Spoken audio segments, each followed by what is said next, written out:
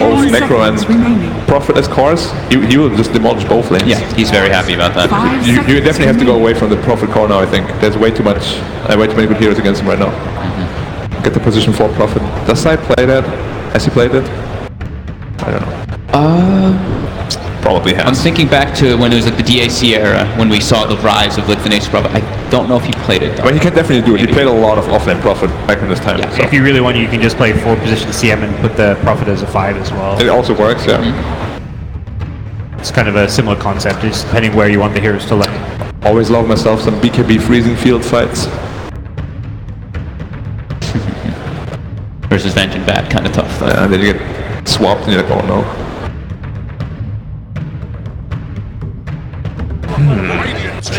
So OPTIC, they might carry Ricky.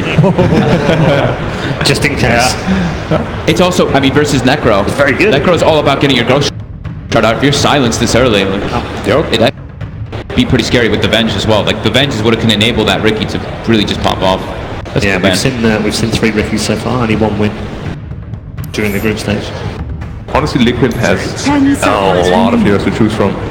They've got a good mix in their draft. Like they've got team fight, they've got magical, physical. While I look at OPTIC, I feel like they really lack physical right now between their heroes. It's mostly magical. Yeah, the only thing they have is like a tiny or physical. Yeah, that's not a lot. Yeah, exactly.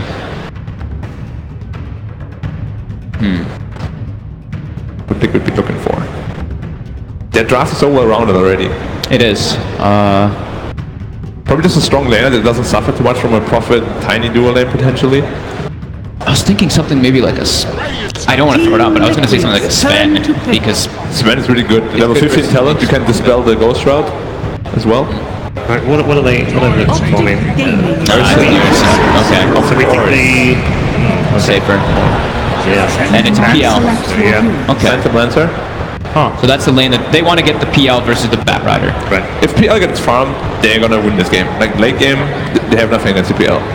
Unless they jump in first, which is incredibly difficult to do with All right, boys, it's that time. One more time. 60 seconds of stats. Miracle delivered big time for Liquid in that last game. That 12-minute, 20-second Radiance was in the top 20 all-time in over 1,000 pickups in Pro Dota 2 LAN play. In this game, OPTIC has to control that early game. Necrophos in this tournament, 15-10 record in games that end before 40 minutes, only 5-12 in games that go late. But there are 2 sides to every story, and that Matumbaman Brood is going to be the problem throughout. He is 7-1 on that hero in TI LAN play. Nobody else has more than 3 wins. Guys, the bracket. Paul, what do you think? Thank you very much. Yes, good stuff. I'm glad he managed to elaborate in that. Time to head over to our commentary duo for game number 2, ladies and gentlemen. It's Cinder and Toby One. Well, what a game. Cinder and we were sitting here during the drafting phase, and you were like, we're going to have, we're going to have Broodmother as the second pickup, and you were nailing every single one. You knew what Liquid were going to do. It's a slight exaggeration. Okay, you knew 3 out of 5 as they were coming up, but Liquid looked like they were almost predictable. OPTIC, like, are they in a good spot? Like, can they utilize this draft to force us into a game 3? So what I think happened here is that Liquid are drafting a specific pattern that we saw during the groups, and they get these really good core matchups for their Batrider with the Earth Spirit that we've also seen them play. And I'm just looking at, okay, what can OPTIC actually do in this position? They need a hero that can lane against that Bat. They need a hero that's also good against Brood. That last pick, Phantom Lancer, seems like a good choice, but it's also decent against...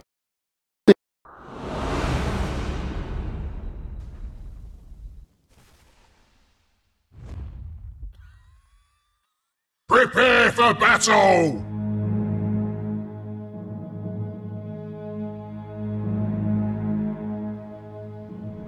Just dominates the mid lane totally, and in the current meta, whereas this 2-1-2, bringing someone in to help out the mid lane normally means you're going to lose one of your side lanes, and then you've got 2 heroes to worry about, and then you still can't instantly deal with the Broodmother. They don't have great scouting methods for them. They can deal with what Brood throws at them, but beyond that, more questions start to be asked. But the Team Liquid, if they win this game, they're into top 6 for TIA. Yep. That's guaranteed position. That's the big advantage as well of being in this quarterfinal in the winners bracket. Top 6 at TI, you're already very satisfied. Obviously, Liquid though won't be satisfied until they've got the whole win. And a good start will be killing off PyCat. Yeah, this is maybe all let's see. GH starts. Rolling Boulder will connect. Kuro's got the magic missile. Doppelganger already. PyCat, which one's the real one? They can't work it out. They magic missile and attack the wrong one. He's just auto running to the left. Nice bait. Oh, it's just like, we're going to start this way with Optic every single time. Such a simple fight.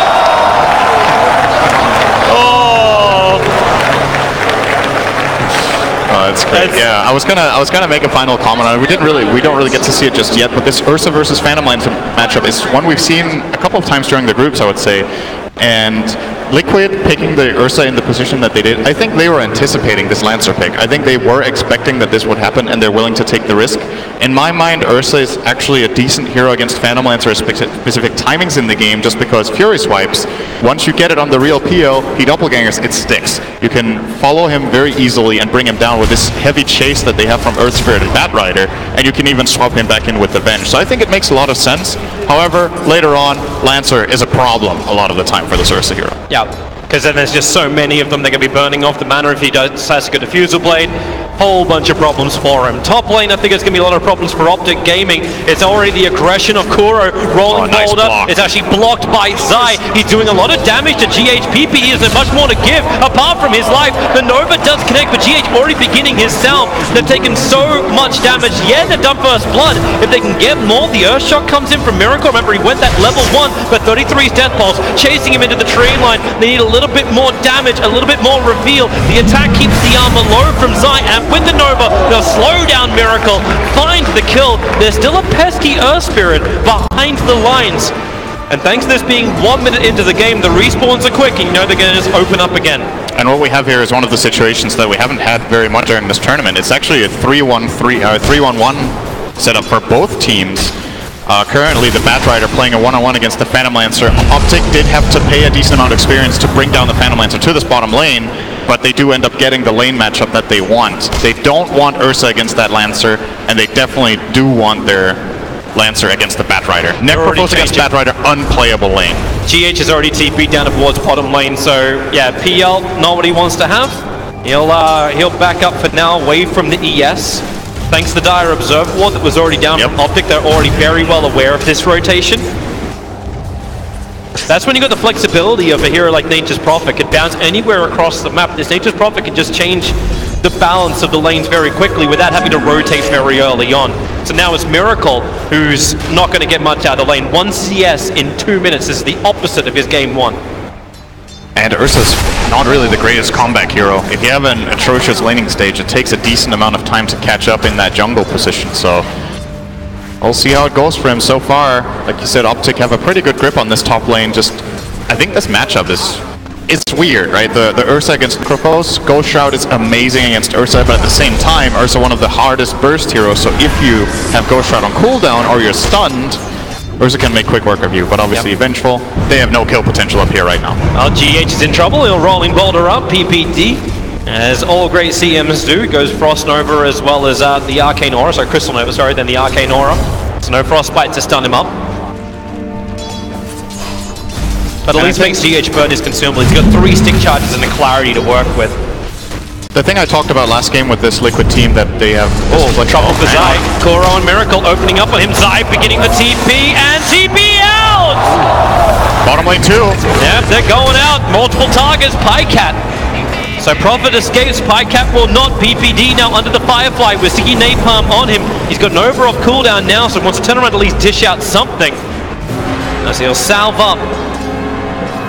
This is going to be one of those games that you see where if you have this view on Liquid that, oh, they just set up Miracle for the perfect game and he carries every game, that's not how this team necessarily works in their games. This time around, they have way more emphasis on getting Matumba Man on his Broodmother off to a good start, and Mind Control will be doing a lot of work. Bottom lane again, Firefly's up. They really just want to keep going every time the fire's there. Great kick from GH, buying more time. PPD with a 3 sticky napalm charges on him, but PyCat, maybe he can get a revenge, and he will onto Mind Control.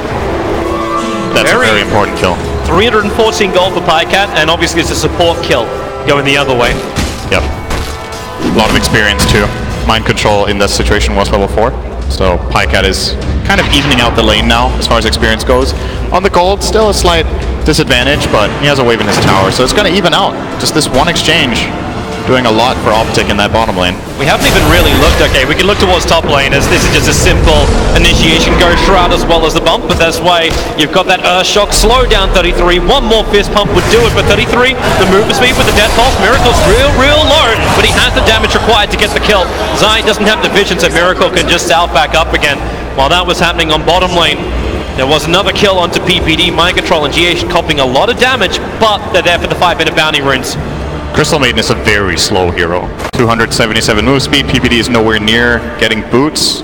So this Batrider Earth Spirit, just hyper-aggression is difficult for the Crystal Maiden to deal with. Is this 4 runes? It's 4 bounty runes. Oh, that's bad news for OPTIC. This is some really good money in for Team Liquid, and it's actually repaired a little bit of the damage in the net worth between CCNC and Matumberman, because CCNC's been having a really great mid lane. Yeah, the CS looks a little bit better for the Broodmother, but CCNC's got majority of these as lane creeps, as well as a couple of extra spiders.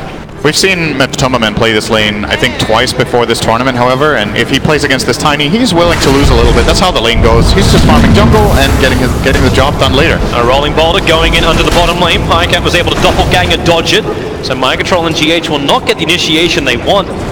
And OPTIC's been really posturing on the top, looking to bring down Miracle. He's got 9 stick charges available, but it was Zai looking for the range harassment onto him to at least put him in some level of peril that Necro can make the most of. Something else we should probably be a little bit more scared of too is when that scythe is up for Necro. PPD as well. Great trap on bottom. They came in with the Sprout. Firefly from Mind Control had to be used to try to body block it up with the Treant. Won't happen. Pycat jumps in deeper. He's still got a Lance as well as Doppelganger available. Lost vision for half a second. So Mind Control does return back to his tier 1 tower. That is a rotation from OPTIC that they gain nothing out of, really. Like, and it puts Necro in this awkward position where he has to play a bit safer now. He can actually die up here now that Liquid know. Oh, they found Peter. PPD. Oh, Peter. Well, this is a chance for the Malcolm Ward, especially when GH can land that 3-man kick. Mind Control has the fire right on top of him. They're going to kill up GH in return, but he actually gets the silence off. Doppelganger route. Mind Control never saw him down. Zai already had 3 sticky napalm charges on him. PPD will arrive. He's got Frostbite available, but he just can't close the distance. Pycat needs to slow down Mind Control with the lance to then bring PPD closer, but even then it's 276 versus 277 movement speed. Now you got Nova, but Mind Control's got the distance and the 1 charges to survive.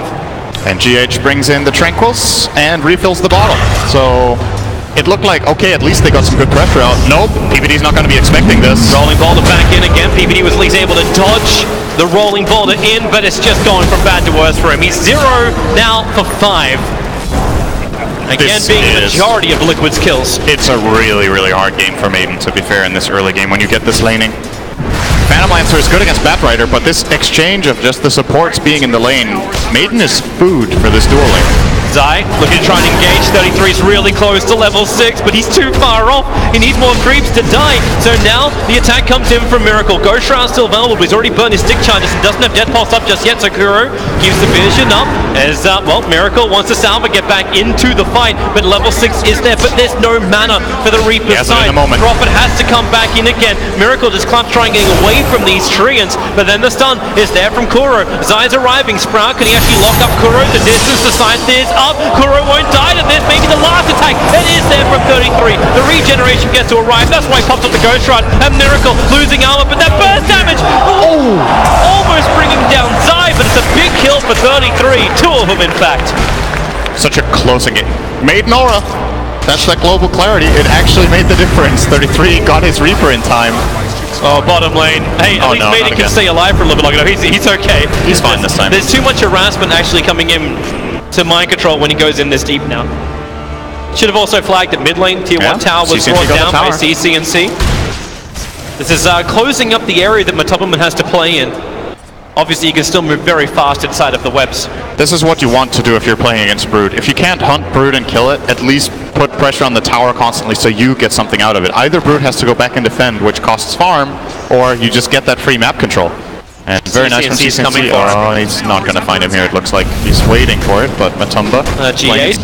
They're going again on bottom lane. Pycat's going to use his doppelganger. Just trying to get away. It's a good stack, and that's why Mind Control As that Firefly down with the sticky napalm level 4, just try and burn through it. PPD will probably try and time this Nova right if he can catch GH out in the tree line. CCNC even comes in looking for this, and Zai TP's in, but he doesn't get the sprout into mind control. Didn't get the right angle on the... I think this is not where he wanted to teleport in. He teleported in a bit of an awkward spot and had to try to blind cast the sprout. Not having boots on the Nature's Prophet either. This lineup is actually just moving pretty slowly across the board. Nobody has good move speed in their team. Nice toss in from CCNC. He actually threw his tree and I think got like 10 CS of spiders with one swing. Really trying to make sure that the Tubberman doesn't have a free time. They've even got the Observe Ward blocking up the camp. Alright, this time around OPTIC will get bounty rings, so that's good news. Looks like an even trade-off for 2. Yeah, bottom lane though, Mind Control's looking for the kill. Black Lasso up and running. PL needs to be able to doppelganger away. Rolling Boulder. They kept the control going so long, and PPD, mercy, mercy, mercy. The Crystal Maiden is now 0-6. And life is very hard for her, but it's the diminishing returns. There has to be diminishing returns eventually on this. Maybe with the Haster and CCNC can work with Zion. They have the Observer Ward down. They're looking for the Brood, but Matumba's in pretty deep. He's playing this very well. Has a good read on what's going on. Rolling Boulder in, they're looking for a double. Kick is going to not be there. They turn on the Magnetizer set. Oh, the kick is still there. CCNC can't escape from this. Toss was still on cooldown. Sakuro swapping Zai back into the fight, and then the perfect body block and control. The Tubberman's been keeping up, but now he's ahead. #1 on the net worth with those 2 kills. I've talked about this during the group stage as a similar, like, a concept that you see some teams play better than others. I think Liquid's one of the absolute best at this, is playing around your strong heroes. They take advantage of, you see, they realize, okay, Miracle's not in the best position in this game. We're going to help him a bit, and then we will put so much pressure on the rest of the map that Miracle gets to be a force in this game. He didn't really truly have to play comeback just because of how much they played around Mind Control and now around the Brood of Matumba. ICAT looking for a GH. It's just so damn good. Mind Control. His Firefly will wear off. They summon up the tree and they want to go in deep. GH wild. Rolling Boulder this time gets him into safety at least. But his kicks have been totally on point. And it just seems so logical, right, when you look at it. We have this strong hero that can do something right now. We should take advantage of this, play to that hero's strengths so we get fights, and in turn, if we do it properly, it relieves pressure on the other lanes, and that's basically what's given Miracle this he's almost back to 3rd net worth in this game. Nice sprout reveal on bottom Mind Control. With the fortification of the Dire creeps, it keeps the tier 1 tower alive in middle, which is what Matumba is trying to take at the moment. Was allowing them a little bit more pressure onto the tier 1 tower with the rotation of CCNC. You kind of hope they would get more out of this. Yep. But it doesn't happen for an OPTIC fan. Pycat just TP's back into farm. He is going to go that Diffuser Blade after the Tread Sequela. This Vanguard on Mind Control is actually really good this game. When you're snowballing this hard from the laning stage, you just look at, okay, how can I be the biggest pestilence in fights that they can't deal with? Largely he can ignore a trance, largely he can ignore the PL illusions, and just this early on, they are not killing him without a Reaper, I think. And Necrophos doesn't want to go there.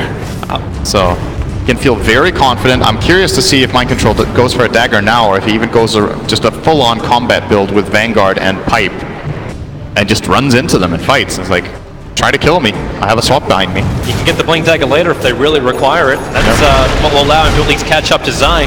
And Zai's a threat, but a threat you can see coming from a very long way away. And Mind Control maybe thinks about the fight. The Nova will scare him off. And again, Matumba attacks it towards the mid. Pycat was there, looking for a denial. Has to doppelganger himself away. Matumba already burned off the Insatiable Hunger. 33 TPs over. Kuro's nearby. But they don't have extra support. Zai is currently farming up inside the Radiant jungle. And it might not look that big, but this TP from 33 is actually going to matter quite a lot. If he gets spotted on a ward, I think they saw him in the river, so now they know he's crossing toward bottom. And this is Miracle's cue to just play aggressive top. Knows there's no Necrophos here. He TP'd mid. There's no other way he could have got here in time, so you just redistribute your resources. Sure, you guys can have the bottom tower. In some way, you kind of argue they over-rotated. They brought 4 heroes down here. Great ops. Mind Control instantly has his smoke being broken. And OPTIC do want to try and fight. As he said, like, they have their own Observer Ward. So 33 will walk under it. The tier 1 tower was lost on bottom. CCNC has Blink Dagger ready to initiate. But he's not finding his target, so they instead add pressure onto bottom lane. Mop up the creep wave, push the tier 2 tower a little bit. But Liquid are happy with this. Straight Roshan trade-off. OPTIC Gaming are nearby, but they cannot contest this. They do not have the power. Brood and Ursa is such an exceptional Roshan combo. Very easy. Aegis, they put it on Matumba, man. This Brood is getting ready to rock and roll. They know he's the richest hero in the game. And arguably a better hero to have Aegis on than Ursa. Usually Ursa with Aegis, it can be a little bit tricky, like which life do you enrage? It's similar to when you have BKB. Do you BKB your first or second life? Bottom lane attacks coming in. They need to get that stun control and then follow up with the Reaper's Sight. But Mind Control hasn't taken enough damage just yet. He's so damn tanky with the one charges too. They'll get the lasso out, so Tiny just has to remain for a moment. And they swap inside. No escape for him. He's not even beginning his TP. He just remains stationary. And OPTIC lose too. They do not claim that bottom tower, and they don't even in any way threaten the Aegis. Oh, looks like the Aegis is going to threaten them instead. Found the wrong one. Good move again by Pycat. If the right one gets found there, he actually dies. Matumba can easily solo this Phantom Lancer after Doppelganger has been expended. We were looking at this stronger. Exactly. We were looking at this game and we're looking at, okay, OPTIC, you need to get this Phantom Lancer to a strong state in the late game and not lose full control of the map on the way there. And Liquid are just dominating them again. It's a huge advantage, and especially Lancer not doing better than this in lane hurts, because you ideally at this point you want to have this defusal completed. So he's like 1,000 to 2,000 gold behind par for the course, I would say, and they're going up the top. Miracle jumps in, goes up the side. The Sprout pushes Miracle, well, pushes him away and leaves Miracle contained. But it's so easy to cut out, always with Quelling Blade in hand. And look at Mind Control's item build. How is anyone gonna die when this Batrider has Crimson Pipe minute 20? Oh, I know how everyone can die, but they're all OPTIC players. Yeah. Pycat initiated on CC3, throws the tree in. He doesn't actually blink to go for the Avalanche Toss. In fact, he's defusal up. Matumba turns around for the fight, so now the Avalanche Toss will arrive, but Necro has to help defend. The Death Pulse can chase the spiders. And that's all Matumba wanted. Diving for that kill will take forever. He was hoping to get a response out of a hero, and he forces the TP. That's good enough. Oh, here comes CCNC, Avalanche and Toss. They'll combo together nicely to get the kill on Kuro. Yeah, it's problematic. You'll step the ult. Is his defensive one. Overwhelmed. Again, GH combining with Matumba. GH has been in 15 kills in 17 minutes on this Earth Spirit. Just really excellent read on the map, like where he can have the biggest impact. He plays with the Batrider for a long time. They trash that lane. He's like, okay, that's good enough. Let's go and play with Matumba, man, who just got the Fusel. They get these kills mid. It's just very systematic good play, really. Yep. There's not much else to say. They're doing all the right things. Do they take out all the remaining out-of-towns? Like, do they continue to look for fights before they go high ground? I think they grab the top tier 2 at least. These bottom towers are pretty annoying to get to. The distance from the bottom tier 2 of their own to that tower, it's a very long reach. When you've taken Roshan, it's a better play because then the enemy team can't really trade off by going for Rosh while you're pushing these bottom towers really far away. But they don't really have that much value right now. I think they'd rather take the top tower and then go there, if anything. Or if they're feeling confident, they could look to even high ground from the top area. It's a smart game. We'll see what they do. They're coming after Miracle on top lane. Pycat will need to slow him down. But the ping is already on the way. So Kuro's pinging it out. They have a lot of vision around that bottom Dire Shrine. That's why Matumba is just farming that area. So the ping came in. Vision closed, the Nova. It does not clip Miracle. Sixth sense there for Miracle. When you go for smokes like these, every second matters because it becomes more and more apparent what OPTIC are doing. Brood is covering the right side of the map with an observer ward placed by Kuro. The mid lane is empty and nobody's at the bottom tower. So where could OPTIC possibly be? I think Miracle there. I thought he was going to back earlier. He really stretched that as far as he could without getting caught. But the right read, and they will be going for the bottom tower after all. So now that they've forced the OPTIC team to go top to Miracle, who was just pressuring this tower to, well, if you guys don't come here, I'm going to take the tower. If you do, we'll just swap to the other side of the map. And they will grab at least one here, maybe two, we'll see. Top lane. TPs up towards the top lane. ES came into the tier 2 tower. Kuro will arrive with mind control. No blink dagger available, so lands from Pycat. Tried to slow him down, but he doesn't have doppelganger. 33 can't really save him. Promise coming in through the rear. They'll lasso and drag Pycat down. Now he's not got doppelganger available. The kick and silence is pretty good from GH, but there's a lot more support arriving in from OPTIC. GH in the tree line. They'll take anything they can, but CCNC wants more. Avalanche and toss onto Miracle, but CCNC interrupted by the magic missile of Kuro. Miracle just has to enrage and TP out, and somehow GH is still running away from Pycat all the way up on the north. 33 can't find his own target. Maybe with the Yor Scepter they can bring down Kuro. Reaper Scythe is still available. Finally the kill happens up on the top. Liquid heavily split, but mind control's not done yet. The flame break onto 33. He'll go Shroud and get that regeneration out. Zai finishes off the tower. Mind control still can't get closer. However, maybe when PPD is this slow, they can actually do it. He has to frostbite and run to the side. CCNC's got combination available. PPD will finally drop, and they just want to leave the Reaper Scythe on the bottom. They find the kill onto Matumba. A huge kill, down for so long, and a huge amount of money in for 33. Matumba was down here this whole fight. He didn't TP to his team, just splitting the map, getting the bottom tier 2. Money. Oh, okay. No money. He stopped to summon trees. Oh, it's actually hard to kill this courier because it has a plate mill. That's pretty convenient, right? It doesn't hit very hard when you have a plate mill on it. Well, the Brute's damage bottom, I would say, is worth a death. He took the tier 2 and 1/3 of the tier 3. There might have been a time there for Matumba Man to back out, but what he did force was the rotation from both the PL and the Necro to come down there, and that's what secured Liquid that fight in the end. Had he escaped that without losing his life, it would have been very clean from them, but mistakes do happen. Yep. Yeah, she have a quick look at this fight again up on top.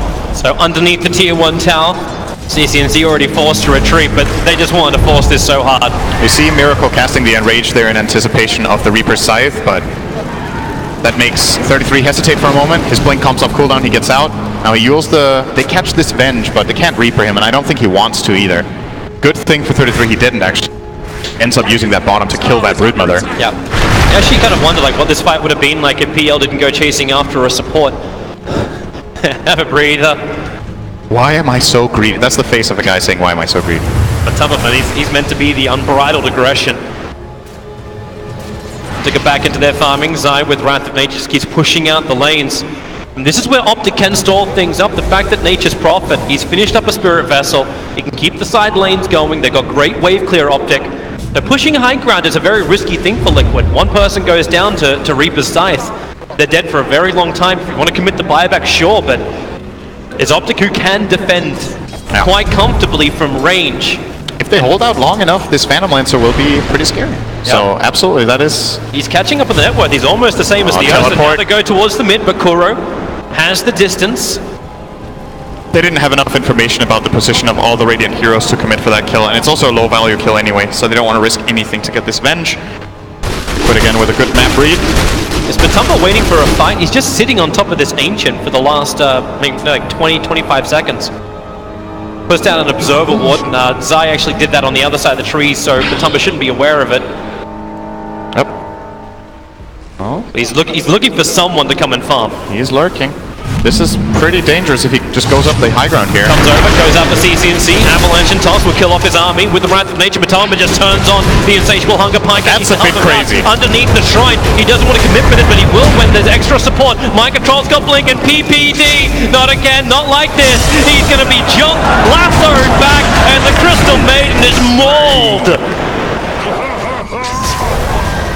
This play is really similar to the Alchemist play from last game where Miracle didn't ulti, or didn't have it, and ran at the enemy team. It's like, Matumba, this looks like such an awful position. Like it looks like he's overdiving. The whole team is behind him in a smoke, and OPTIC actually with a really good read to not commit for that Brood kill.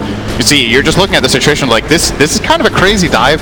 Where's everybody else? Yep. And they gain the trade-off in the meantime. 33 pushing out this corner lane. He wants to get out of here. Zai will die, and 33 won't have to take the same sacrifice, but he has an Aghanim Scepter fully completed 24 minutes in on 33.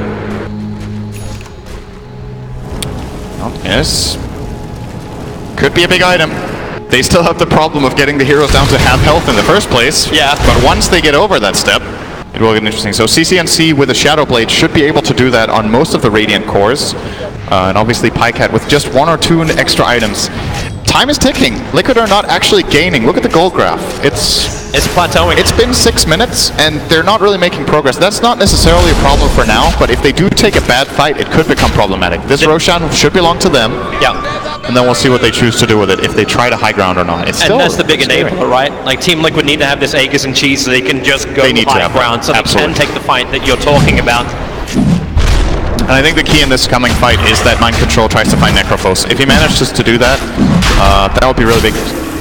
For him, though, he doesn't have a Force Staff in this game with the build that he went. He went for a way more teamfight heavy, less skirmishy item build. So if he does catch this Necro, counterplay is available. He can't Force Staff the Necro into his team, so he's got to be a little bit careful with how he goes about it. You don't want to lasso Tiny, because it lasts 1 second. Yep. And Phantom Lancer is a pretty difficult catch, so it should be pretty clear that he wants... GH can be revealed by this Observer Wall, but the Blink Lasso has already come out. Zai's going to get caught. GH be there to support, and PPD for once is not the man who's dying. Oh, no. Okay. He flew the other direction, almost full-on Caster Curse. PPD was aware that all their lockdown was used. Both Lasso and Kick, I believe, went into that kill on the Nature's Prophet, so was able to get out. Miracle.